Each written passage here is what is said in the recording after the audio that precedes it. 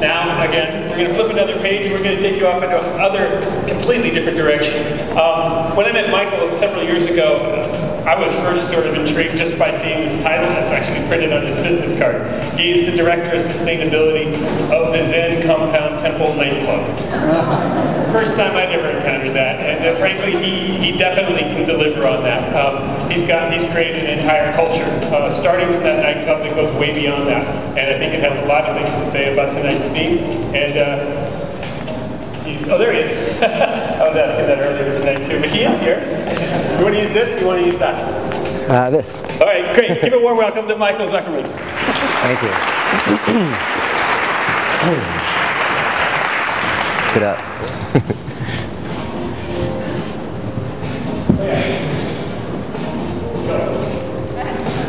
Good evening. I'm going to talk to you about the evolution of communication. I'm going to go all the way back using images that started on walls in caves. And I'm going to be using street art images to tell the story tonight. Because really, communicating has just been about expressing what's inside of yourself and having it get out there to other people.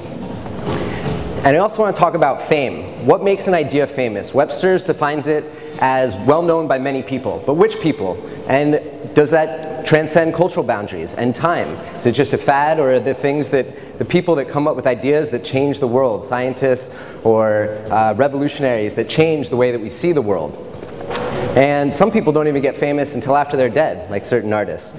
But which ones are the ones that have lasting impact are the ones that really do transcend their own local time and have the ability to reach everyone across the world. And now we have that ability with the age of technology. And it's kind of redefining how you get famous and even what fame is.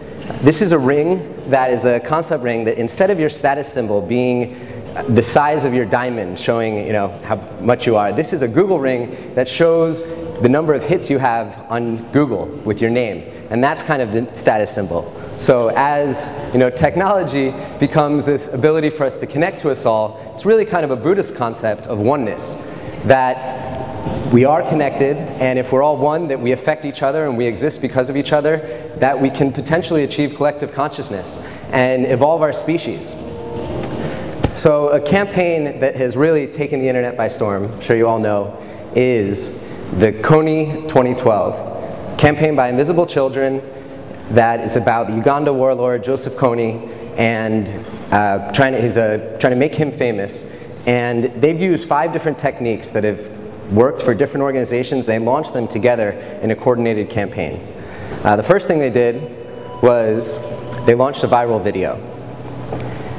Now, this video got 100 million views faster than any other video in the history of YouTube.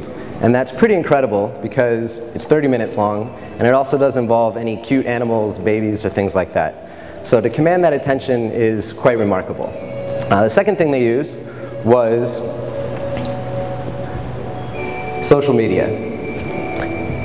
They had people ping different influencers, whether they be celebrities or politicians, and have them ping everyone to be able to use the reach that they had to get this video out there. And it definitely worked.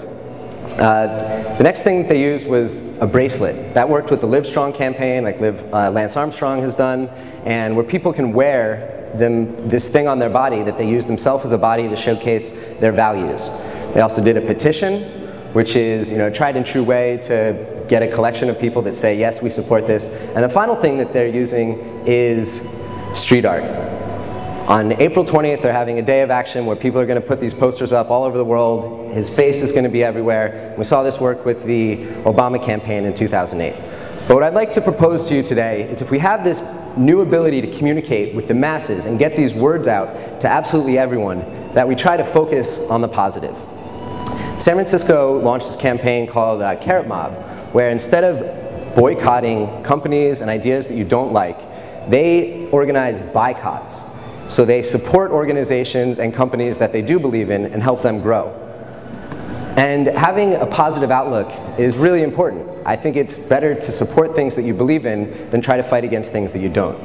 This is a piece by a friend, a Haitian street artist named Jerry, who did this piece after the earthquake, and it shows the juxtaposition between having a negative outlook and a positive outlook.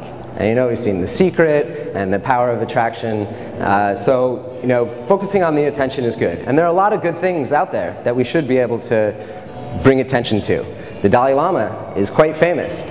The Tibetan Freedom Festivals and Beastie Boys and Green Day, and the plight of the Tibetan people is very well known. But what I wanted to share most with you about tonight that I hope you take away is awareness about another living icon. Her name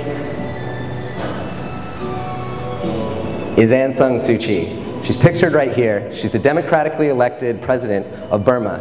But after she was elected, she was thrown into house arrest. But people really don't know who she is. She even won a Nobel Peace Prize. And I've been working on Burmese issues for about 4 years now. And in the last 3 months, we've seen more progress than ever before. In Burma, you could get arrested just for having a video camera. So I think that's one of the main reasons she's not famous. I'm not exactly sure. She could. I mean, if you were alive during the time of Gandhi, and all you had to do to help him achieve his goal was know who he was, I think most people would want to know who he was. And there's an election happening in the next few weeks where not only is she free from house arrest, she's running for office, where she could potentially win a position in the parliament that would be equivalent of House Minority Leader. So really excited to see what happens there, because that could really open up the possibilities for 55 million people that have been living in oppression. So we talked about cave drawings at first, but now I wanted to look forward to some technologies that are coming in the future that are quite exciting. One is Backplane. It's an engagement platform. The first one that they've launched is Little Monsters through Lady Gaga, for influencers to be able to engage with their fans, and also for fans to be able to engage with each other. And I think it's really going to be a powerful tool to be able to launch movements and help movements grow. This was them. They broadcast a hackathon they did to Times Square. And the second one is Airtime. It's being brought to you by Sean Fanning and Sean Parker, who originally brought you peer-to-peer music sharing through Napster. They're now doing peer-to-peer real-time conversations, either one-to-one or one-to-many. And it's really going to just be huge, and everyone's going to love it, and it's going to be a way for people to really connect with other real people in the world. Because that's what it's about. It's about people. Regardless of the technology, it can either be used for good or bad. It can either be used for enlightenment and collective consciousness, or just more and more creative ways to waste time. So what I'm going to try to do from all of these slides here tonight is, because, you know, what is art but the attempt to communicate? I'm going to take all of the slides and make them into this image, and that's the Chinese character for art. And I'm going to turn it into a wheat pasting that I'm going to put up in San Francisco somewhere as my attempt to communicate. So thank you guys for listening, and just remember, Aung San Suu Kyi is someone worth knowing and something positive that we can all get behind. Thank you.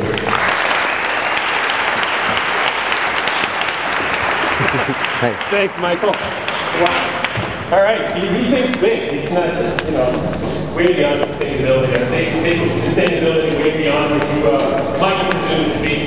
Now, our next presenter is going to kind of throw a twist in his